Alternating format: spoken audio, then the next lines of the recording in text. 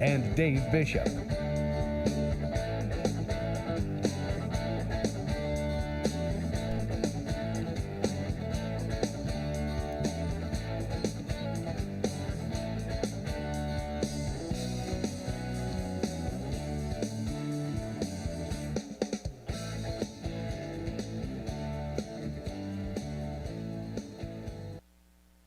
I think we got everything running now.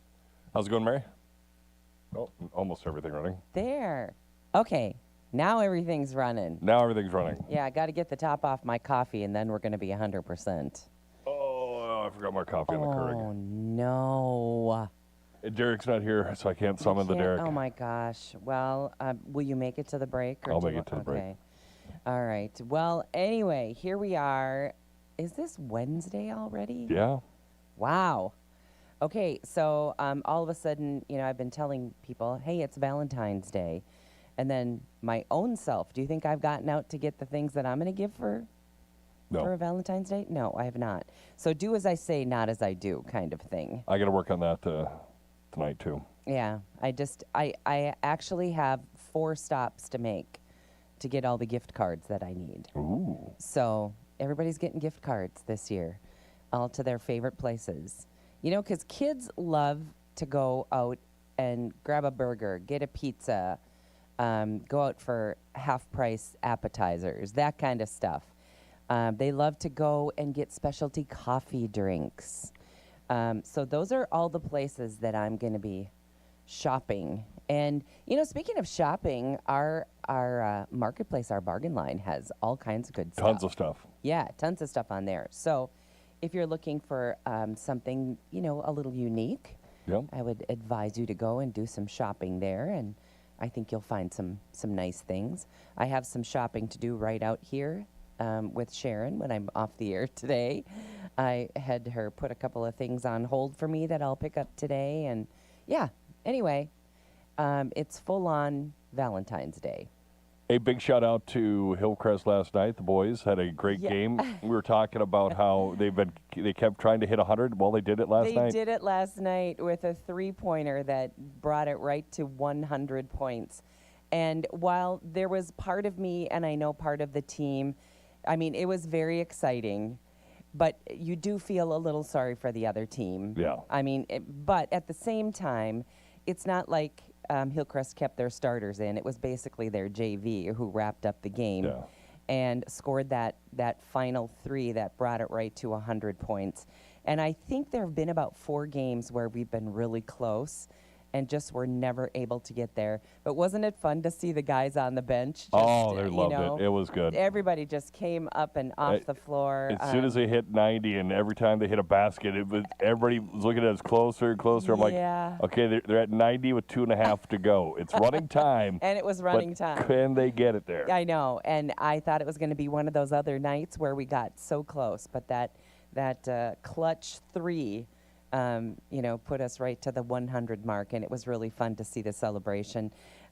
Also, there was another fun celebration going on that you may not know about, and that is Drew Fisher, number 3, I believe he is. Anyway, he's so much fun to watch. He's just the quickest guy on the court. Also, probably the smallest guy, but he's such a spark, and he does everything so fast, and sometimes he weaves underneath people to get in and score a bucket. Now, if you've been watching Hillcrest basketball for a while, Drew is this guy that's always there. He's always grabbing the rebounds. He's, taking things to another level in speed. Just a great player, but he doesn't do an awful lot of scoring. So all of a sudden, the last few games, he's been putting them up and he's been scoring. But I talked to his mom after the game, and I was wondering why they were celebrating his last score so big. And she said, he's never gotten to double digits. He always gets to 9. And she said, tonight we broke that spell. And that's why all the guys, they just kept feeding him because they wanted him to break that record of his own. Oh, that's nice. So I see a lot of things going on like that with that team, which is really fun to watch. And anyway, so it was a fun game. it was a fun game for our team, at least. I know. Feel bad for Ashby. I do. Nobody wants to be beat by that many points, but it just, that's how the game goes sometimes. And I don't know. They may be having a building year. I don't know. But anyway, so I guess our apologies for getting to 100 and celebrating that fact. But any team that gets that close, they're gonna try to get there. Yeah. And Now, if you missed that game, you can watch it. Just go to Yes. KBRF's YouTube channel and find the game. Yeah, absolutely. In fact, we do that often. We'll go back and watch those games. And by the way, you guys do such a good job. I think a lot of people go to Huddle Fan because we don't, of course, cover all the games. No. But when you compare those two and then you go and watch what you guys do, oh my goodness. It's so nice. It's you do such a good job, and it's so much fun to watch. And Jason Retzloff does a lot of the Hillcrest games. He does a really good job as well. Sure does. Very knowledgeable. Yeah, absolutely. And of course, he likes to be close to those Hillcrest games. He's got a couple of nieces who play some pretty good ball. Yeah. So anyway, yeah, it was a very fun night. So it was fun to have you there for that. And and that was, Monday, Tuesday. That was night 2. Thursday will be night 3. Friday will be night 4. And I think there is something Saturday. I'm not even sure. But we've been about 5 days of basketball a week for the last 3 weeks. So, it's a lot of basketball, but, it's always so much fun. And especially nights like last night was super fun. Yeah. All right. Well, of course, you've probably seen this in the news already today.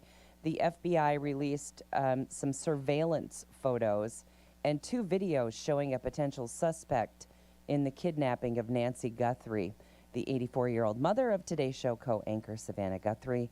The images show an armed individual in a jacket, ski mask, and gloves tampering with a surveillance camera. Now, not a very hardened criminal, because he comes up to the camera. It's like, oh my gosh, there's a camera. So he grabs the camera and he puts his glove up against it, and then he goes and picks some weeds, some flowers, some foliage, and tries to cover the camera with that. Now, if he had been a seasoned, guy doing bad things, probably would have had some spray paint or something to, to kill the camera right away. Anyway, so now they have this look at a guy. And it looks like there's 2 different guys. Does it? It looks like there's 2 different jackets. Oh, okay. I did not know that. Okay, and he has kind of, at least one of the jackets, I think would be pretty identifiable. Yeah. I mean, it wasn't just your run-of-the-mill black puffer jacket, Also had a backpack that I think they'll be able to determine, what the brand is. And they think there was a gun in a holster, or he was, carrying a gun, maybe not a holster, but... He had it tucked in his waistband. Yeah, it was kind of a weird, it looked weird, but it most definitely was a gun. So now, of course, they've already, they have arrested someone, and he has already been let go. Yeah. Because they said that, and of course now there's a floodgate of tips coming in. And someone said that they thought they recognized him, and somehow they got to this guy. They brought him in for questioning, and then they ended up releasing him. They searched his mom's house, because he was living with his mom or mother-in-law, and she's like, he was here all night, and the cops like, we want to search, and they're like, she's like, come on in. Yeah, come on in. We have absolutely nothing to hide. Look Right. anywhere. You guys can do anything you want. I saw somebody interviewed him too, and he said, yeah, I mean, I had no idea what they were looking at me for, and he said, somebody thought they recognized my eyes, and really that's the only thing you can see, because everything else is pretty much covered. But anyway, they are saying that this video surveillance, why it took 10 days to see it, I'm not sure. But they said, and maybe they've been looking into it for days and we just don't know it.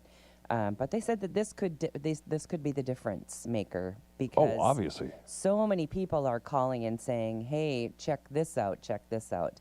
So hopefully that does lead to the safe return of Nancy Guthrie. That would be a great end to this story. Let's see what else we've got for you. Commerce Secretary Howard Lutnick defended himself on Capitol Hill, rejecting claims of misconduct linked to Jeffrey Epstein. Testifying before a Senate Appropriations Subcommittee, he confirmed visiting Epstein's Caribbean island in 2012 with his wife, 4 children, and another family. He said he has nothing to hide and denied any further relationship with Epstein.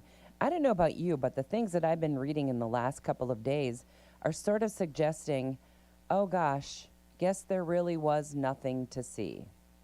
Yeah. I read an article from Mike Huckabee yesterday, and of course I'm paraphrasing because I don't have it out in front of me, but he mentioned that, you know, the Democrats thought that this was just going to be a smoking gun at President Trump, and as it turned out, there was really nothing there, but it may have indicated a few Democrats who, you know, have ties to Jeffrey Epstein, not that they were involved in any of his nefarious activity, but it may have backfired on them just a bit. Anyway, I feel like forever we've been hearing, oh, we got to release the transcript, release the documents. And then now they're released and they're saying, guess there wasn't anything on there. No names, no list, Yeah. whatever. Anyway, I wish the whole thing would go away, don't you? I do. I'm tired of it. Me too. The National Park Service has taken down the rainbow flag from the Stonewall National Monument in New York City. The agency confirmed that only the U.S. flag and other authorized flags may fly on National Park Service managed poles. The decision follows a March 2025 executive order from President Trump directing the removal of divisive content from national parks, which I think is a fabulous idea. So that's one decision here that we can, at least I'm going to celebrate that. I think that's good. You have to maintain federal ones just have, you know, the U.S. flag and the state flag. Right. That's fine. Right. Let's see what else we have for you. Of course, people are going after Kid Rock because so many people watch the Turning Point USA halftime show. And it's pretty interesting. Now, if you're watching NBC, they are just cheering for the Bad Bunny, you know, halftime show. However, after the show, Bad Bunny, if you don't know who we're talking about, he was the halftime show at the Super Bowl, went and removed all of his social media accounts. So I don't know if he was getting hammered with derogatory, I don't know. But anyway, I did not see anything super, you know, like, oh my gosh, best ever. Yeah, I didn't see too much of that. No. First of all, and I don't know if this is true, and you can do some digging if you want, but a lot of the lyrics in his music are pretty disgusting. And we didn't know that because everything was in Spanish. Some of the dancing was pretty suggestive if you were watching as a family, and of course it's prime time, and it is in fact the Super Bowl, so more than likely you're watching with your family. Twin Cities truck operator Juan Leon launched a volunteer effort to return abandoned vehicles to families after Immigration and Customs Enforcement's arrests. He operates Leo's Towing. He noticed cars left stranded across the metropolitan area following detentions. Since late December, his crew has retrieved approximately 250 vehicles and delivered them to families without charge. So that's nice of him.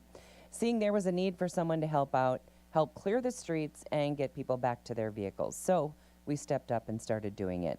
The operation relies on community donations from across the nation and uses discretionary methods for vehicle recovery and return. So all I can do, he said, is give them a hug, tell them hopefully things will get better, and here's your car.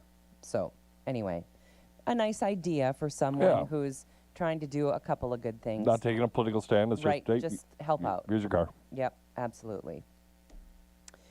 Let's see. Oh, and if you are a Netflix watcher, I don't know if you've seen this, but it's called Adolescence. And anyway, they call the show a wake-up call, and I've only started watching it, leading them to introduce 5 new social media rules on average. Common change include screen-free bedtime periods, daily screen time limits, and privacy setting reviews. Since the show aired, 63% report increased vigilance about children's online activities. So if you have watched this, it'll scare the pants off you. It talks about true stories about kids who were identified online and had all these horrible things happen. And anyway, moms and dads, after seeing it, are changing the way they're allowing their kids to behave online. And anyway, children's confidence grows. You know, they got scared from it too, as parents were scared. So their confidence kind of dwindled in that regard. But you know, we know that kids kind of think they're invincible, especially when it comes to their smartphones. Oh yeah. Like nothing bad is ever going to happen to me. But anyway, there are concerning trends, including you know, kids accessing restricted content without permission, and you know, encountering age inappropriate kinds of things, and dangerous things, dangerous people. So anyway, moms and dads, if you watch Adolescence, I guarantee you're going to put some restrictions on your kids' online presence for sure. And you said that's a series, or is it just kind of one-off documentary? You know, I don't know, because I only watched part of one episode, so I don't know. I'll look that up during the break. Adolescence is the name. I'll try to give you an update on that when we come back on Morning Talk. Back with more Morning Talk with Mary Dolan and Dave Bishop. Brought to you by Pioneer Care and Fergus Falls Monument Company. After the markets on News Talk 1250 KBRF. Depend on it.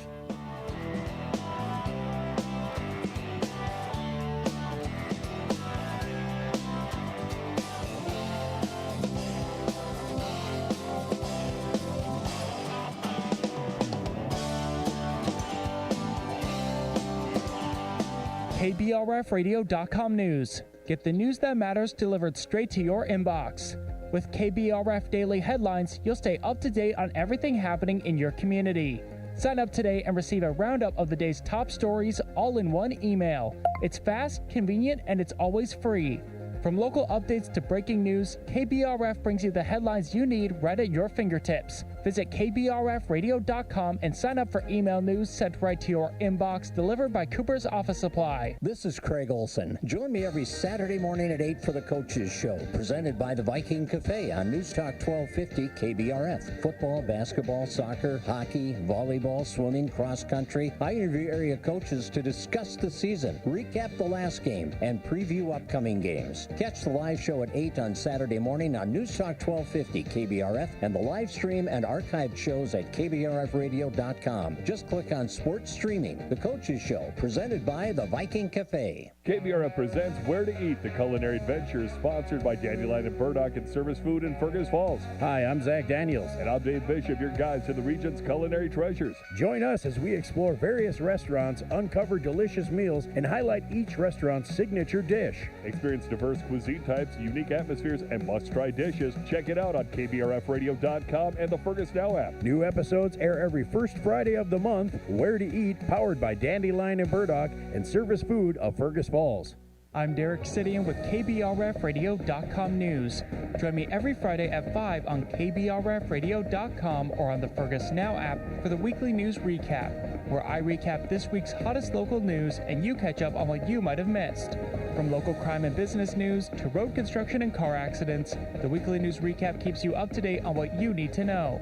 The KBRF Weekly News Recap is brought to you by Fergus Falls Monument, online at foreverstonmemorial.com. Memorials that matter. Find out why the markets are moving. Get in-depth ag information with the Red River Farm Network on News Talk 1250 KBRF. Depend on it.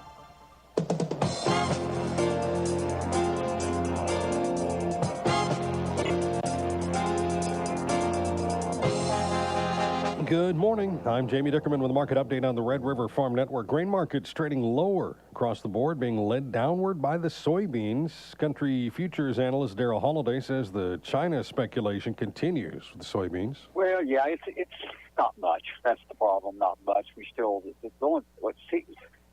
soybean market has had a couple of things working for the China 8 million ton thing, and we have no idea. I don't even want to. I mean, I read so many things about it, and I gave an analogy this morning. Somebody else going, remember when we talked about the government buying $190 hammers? We said, what kind of dingbat government do you have, and that type of thing. Well, that's what you're dealing with China. Is that what would make China buy soybeans in the United States $1.25, $30 a bushel above what they can buy them in South America? Well, the only thing would be is they get the hammer over the head of President Trump on something, or they get some incentive to, on some, I don't know. And so when it's not a business deal, it's a political deal. It's really hard to project. Livestock markets mixed. Started higher, then we went lower, and now we're on a move back up, triple-digit gains. Again, I think the cash side of things just still is where the backbone is. That you have that much. We had it last week. It's the weakness in the futures, but the cash comes by. I think the firm tone yesterday in the markets up in your part of the world, the northern, the Yankton was solidly 1 to 2 higher. On the fed cattle and the feeder cattle were record highs in South Dakota yesterday. A lot of sale barns. Country futures analyst Daryl Holliday. You're listening to the Red River Farm Network. This is the Soil Fertility Minute, brought to you by the Agriculture, Fertilizer Research and Education Council. Our guest is University of Minnesota Extension Northwest Research and Outreach Center Specialist, Dr. Lindsay Pease. We always hear about tile drainage and, its great benefits for yield, but there also are some questions that come up pretty often about the water quality. And we have been collecting some of that data at the Northwest Research and Outreach Center in Crookston, really looking to see, are we seeing any water quality issues caused by the tile drain, particularly for nitrogen. This is not likely to be much of a contributor to water quality. And some of that reason is just because we don't get a lot of rain and we don't have a lot of drain flow through the tile. Just because we've been really rain limited, we haven't seen much nitrogen movement through the drains at all. Even in our wettest growing season so far, we only saw about a pound of nitrogen loss per acre, which is being very efficient with our losses. AFREC is a farmer-led program advancing soil fertility research. Find out more at mnsoilfertility.com. On air and online, the Red River Farm Network is reporting agriculture's business. RRFN.com has news headlines, weather, and markets, all as close as your PC or smartphone. The Red River Farm Network also keeps you up to date on Facebook and our weekly e-newsletter, FarmNet News. Sign up today at RRFN.com. From the farm field to Capitol Hill, from the tractor cab to the coffee shop, the Red River Farm Network reporting agriculture's business. The Red River Farm Network is reporting agriculture's business with the markets, farm news, and weather information you need each and every day. Again, hats off to you, Don, and the Red River, what you guys do, connecting your listeners to what's happening and people and telling stories.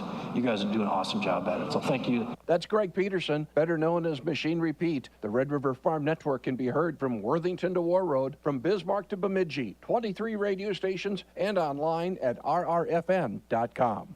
Minneapolis wheat, May, we are up 0.75% now, 5.80 1/4. We got May Chicago down a penny at 5.37, and March KC down 1.5, 5.29. March corn is down 2 1/4 at 4.26 1/2. March soybeans down 6 cents, 11.16 1/2. In the livestock market, we have February live cattle up $1.15, 240.25. March feeders up $1.30 at 366.07, and the February lean hogs now up 20 cents at 87.05. Reporting agriculture's business, this is the Red River Farm Network.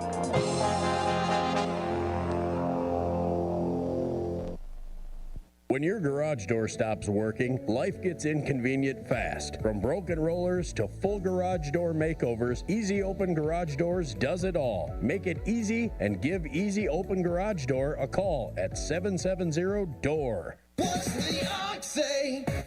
Today on Hot Talk with the Ox, Day 2 on the ground in Des Moines, Iowa for Ox Across America, the scene of the first presidential contest in 2028. Hear from the people what they want in their post-Trump era candidates. At 4:06, hear what beer Ray has picked out, then hear fellow Ox listeners' Why Nots on Why Not Wednesday with the Boulder Tap House. See you for Hot Talk with the Ox from Iowa today from 2 to 5 on KBRF. What's the Ox say? You rely on hot water every day, so it's an easy place to start saving money. With Otter Tail Power Company, you can get up to a $400 rebate when you install a qualifying electric water heater. And by enrolling in an off-peak rate, you can save even more when you wash dishes, take a shower, and do laundry. Up to $120 a year. It's a simple way to save now and over time. Visit otpco.com/water heater. News Talk 1250 KBRF. Listen anytime, any place with the Fergus Now app on your phone. Highs reaching a 34 today. We'll see mostly sunny skies. Mostly cloudy, though, tonight. 23 for our low. 37 for Thursday's high. 38 Friday. 40 Saturday. 40 on Sunday. Cloudy, 25 right now. Winds on the east at 10. It's News Talk 1250 KBRF. And Morning Talk brought to you by our friends over at Pioneer Care and at Fergus Falls Monument Company. All right, I did a little scouting during the break on this show. It's a limited series on Netflix. Okay.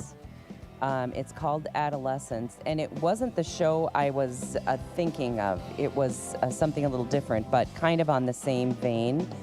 The show highlights how young boys especially can fall into dangerous online echo chambers, exploring the impact of social media and violent online cultures. And they say, it's kind of aimed at impressionable youth, or at least that's what the story is about. The series has been described as a dark warning regarding the digital corruption of teenagers and the societal failures that allow such tragedies to occur. There's a murder in the show, and a young boy is, he's arrested for it. So that's kind of the plot.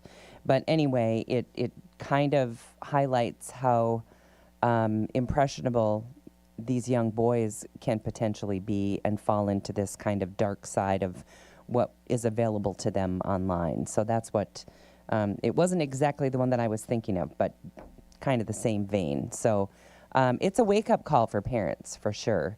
And they're saying something else I just read. They don't suggest that anyone younger than 15 watch this show. Okay. But it's basically parents of young boys age 8 to 13. They're the ones that are watching this, and they're the ones that are finding this is a real wake-up call for that age boy especially.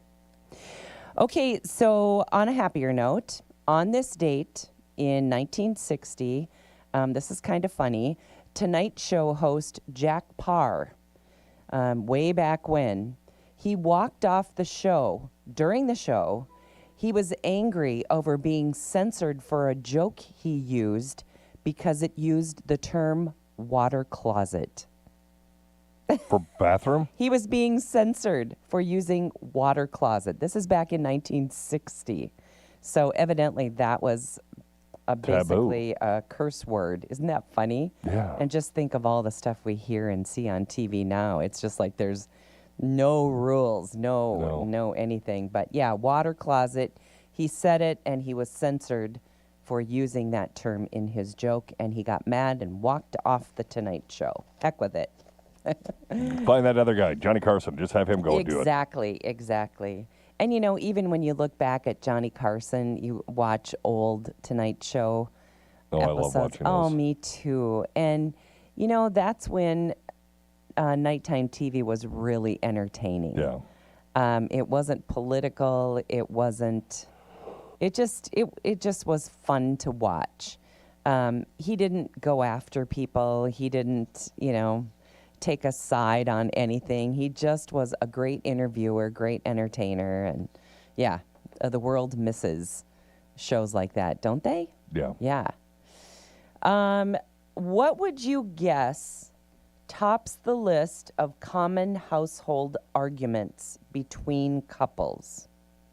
Thought we should get this straightened out before Valentine's Day. Finance, number one. It is not number one. Okay. Laundry? I would guess it is in there. I don't see laundry. Dishes? Dishes are here. Dishwasher stacking methods specifically. I'm kind of confused on there's multiple ways to do it. Oh yeah, I know where I want stuff in my dishwasher, and I'm just glad that people put stuff in the dishwasher at my house. But I often will rearrange kind of. I learned after I got married that I've been folding laundry wrong for my Towels entire life. especially, right? Towels, shirts, pants. Okay. All of it I've been doing wrong my entire life. Thank heaven you know how to do it right now. Yes. Thanks to Jen. Well, anyway, they say that leaving the lights on in empty rooms is their most common argument. Really? Should I tell you something that bugs the heck out of me? And we have not, I wouldn't say arguments, but we'll throw jabs at each other over it. John likes to leave the TV on. Like, let's say we're at the cabin. This is where it really bugs me. Yep. We're at the cabin, everybody's there, and we're outside playing, and we're swimming in the lake and on the pontoon and just having a good time. And there's a golf tournament on inside the house. Okay. And I'm like, why is the TV on? Well, because every time I walk in, I want to be able to see, the progress. I'm like, can we at least turn down the volume? So that's we come together on, you can have the TV on if you leave the volume down. But a TV on in a room where nobody is watching it drives me crazy. Yeah, I guess we don't really do that around our house. If we leave and we're going to leave, we turn off the TV. Yeah, absolutely. I vacationed with some people, and, well, they know who they are because they're my sister-in-laws, and they know it drives me crazy, so they don't do it anymore. But one of them always had a TV on in our condo at the beach. I'm like, oh, girls, we don't use the TV at the beach. But isn't it funny? Everybody just does that differently. Anyway, let's see what some of the other ones are so you don't mess up this close to Valentine's Day. Thermostat disagreements. Do you guys fight over hot and cold? Nope, I control it. You do? Wow, you said that with some authority. Well, I pretty much leave it at the same time. I might move it up or down 1 or 2 degrees here and there, but our temp during winter and summer, our temp is about the same. I leave it the same too, because even if you adjust it by a degree or two, do you really notice the difference? Oh yeah. Really? Oh yeah. Okay. Between 69 and 71 is where we Ours end is up. at 70 all the time. Yep. So we're right there with you. Other common conflicts include TV volume, dishwasher stacking methods, as I mentioned, leaving shoes in the doorway. How about that one? Yeah, Adam has a tendency to just kind of leave them out where people can trip on them. So we. You know what's really funny? Once in a while, Sometimes my grandkids will come in, and they're so good about taking their shoes off at the door, so I have to applaud them for that.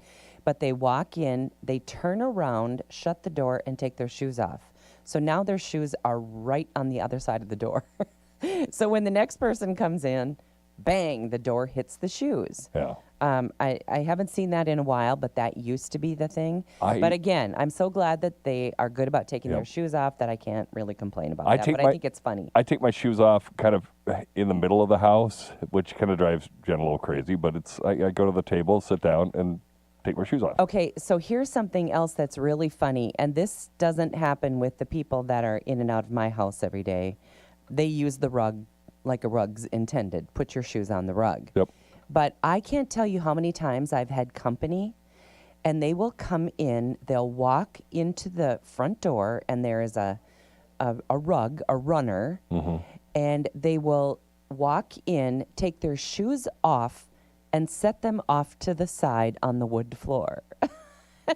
Like they don't want to get the rug dirty. I don't know. I think that's what the rug is for, but yeah, I know. It makes me laugh. I mean, I suppose the wood floor is a lot easier to clean up than, the rug. Yeah. But anyway, I just think it's funny. I mean, isn't that the purpose of the rug? I don't know. Well, I always thought it was, but anyway, and multiple people have done that with some regularity at my house. I think it's kind of funny. Let's see what else.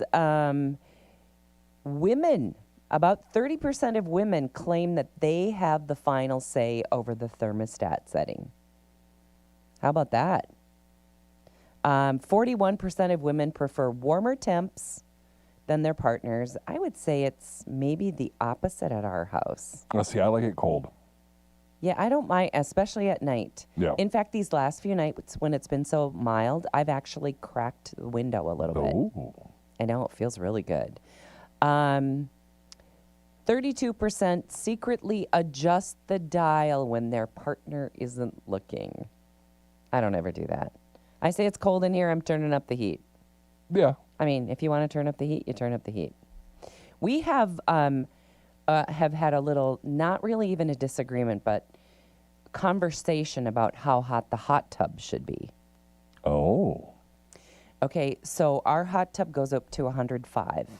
Okay. And I know that sounds really hot, and it is pretty warm when you first get in it, but man, it feels good. Yep. Anyway, so then somebody had said, wow, this hot tub is really hot. So John looked it up. What is the most common temperature for a hot tub? And I think he came up with 100, I'm guessing. Yeah, I think that's what it is.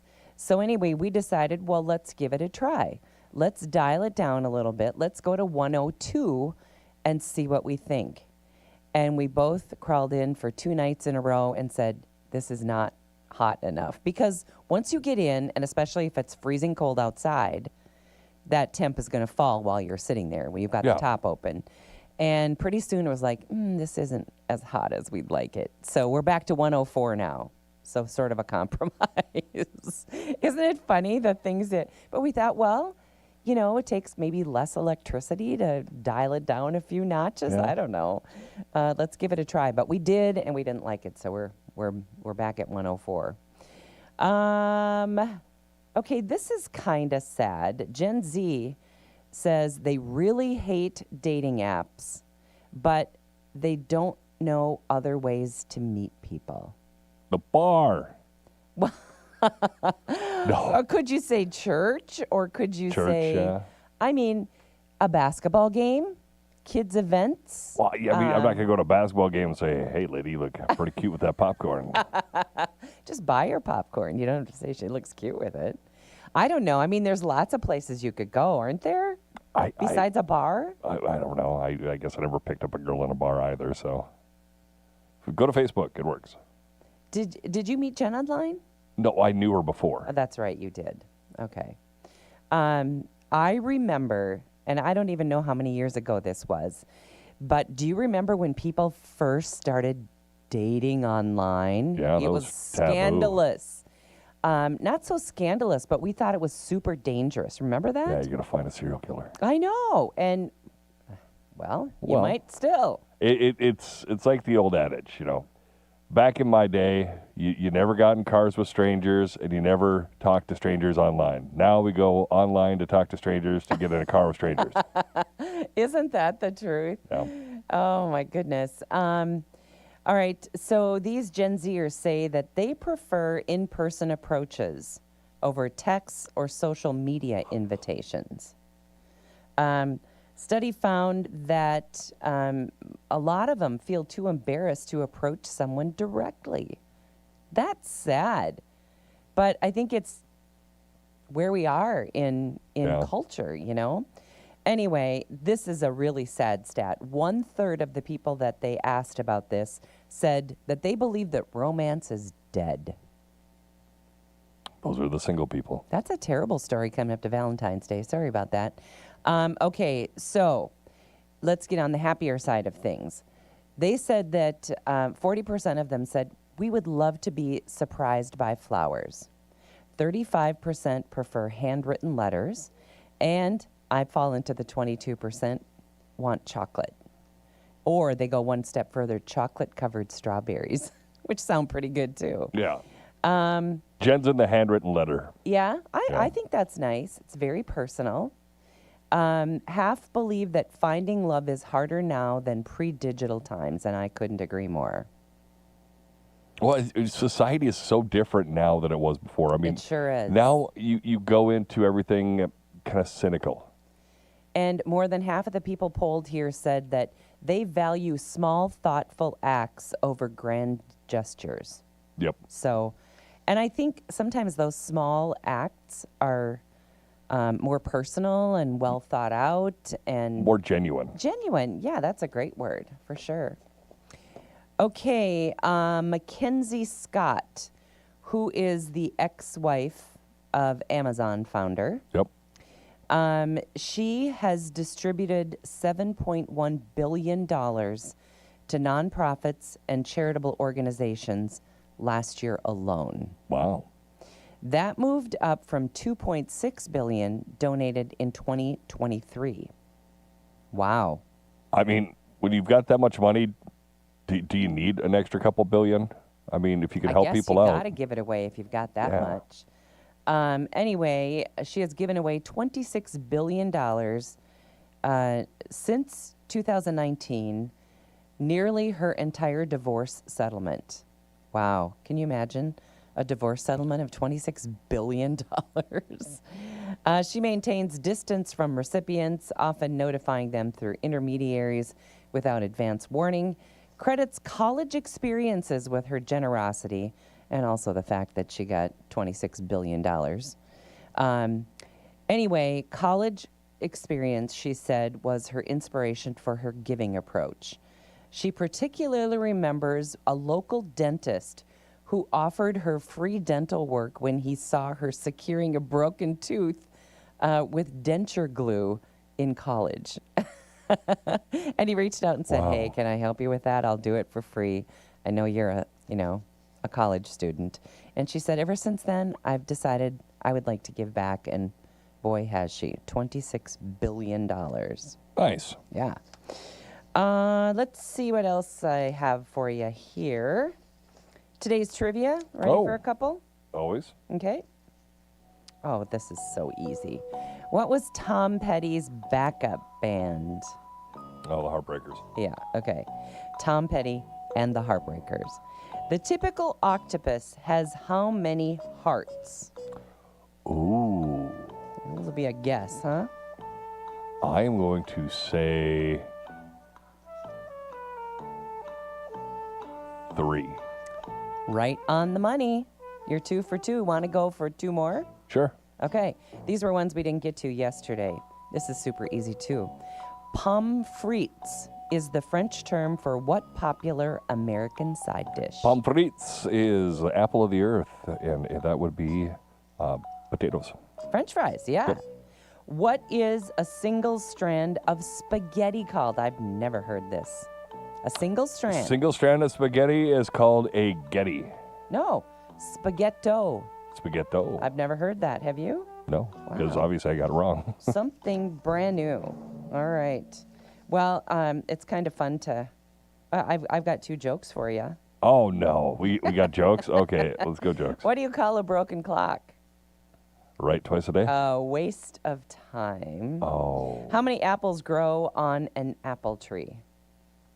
Trick question. All of them? Yeah, all of them. There were 2 other ones that I thought were kind of, they're all bad dad jokes, kind of. If you want a bad dad joke, here's one. Okay. I took my hearing aids in to get fixed. I dropped them off. Haven't heard anything since. What do mermaids use to wash their fins? No idea. Tide. What kind of award do you give dentists? A little plaque. There you go. There's all bad. That's all your funnies for the day. That is bad. Those are jokes my dad would tell me. I know. Okay. And here's a funny statistic. After the Super Bowl halftime show, I'm not sure I even believe this, but whatever. New York City experienced the toilets. Yeah. Have you heard this? Yeah. Yeah. Dramatic drop in water usage over all 5 boroughs during the halftime show. Soon as the halftime show was over, the 15 minutes immediately following saw a massive spike equivalent to 761,000 toilets flushing at the same time. Yep. Oh, mine flushed about 5 minutes into the show because I wanted to flush it. It was terrible.